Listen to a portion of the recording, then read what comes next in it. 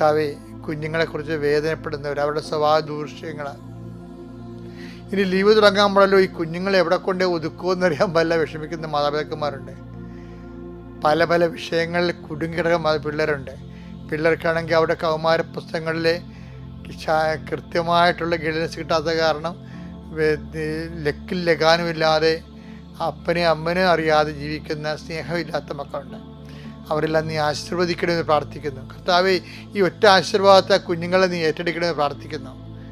എൻ്റെ കർത്താവിന് ഉന്നതമായ നാമത്തിൽ സഭയുടെ അധികാരത്തിൽ കുരിശിൻ്റെ അടയാളത്തിൽ ദൈവശക്തി ഒരു മനുഷ്യപ്പറ്റിയില്ല സംസാരിക്കുന്നുണ്ട് ഈശോയെ. ഒരു മനുഷ്യപ്പറ്റിയില്ല കാര്യങ്ങളെ കൈകാര്യം ചെയ്യുന്നുണ്ട് ഈശോയെ. അവർക്ക് വേണമെങ്കിൽ കുറച്ചുകൂടി കരുണ കാണിക്കാമായിരുന്നു. കുറച്ചുകൂടി അവർക്ക് മറ്റുള്ളവർക്കൊരു എയർ കൊടുക്കുന്ന രീതിയിൽ, ഓക്സിജൻ കൊടുക്കുന്ന രീതിയിൽ അവർക്ക് പെരുമാറാമായിരുന്നു. മനഃപൂർവ്വം പെരുമാറാതെ ദുഷ്ടബുദ്ധിയോടുകൂടി കർത്താവെ മർക്കട മുറ്റോട് നിൽക്കുന്നവരുണ്ട് ഈശോയെ. അവരെ നീ പ്രത്യേക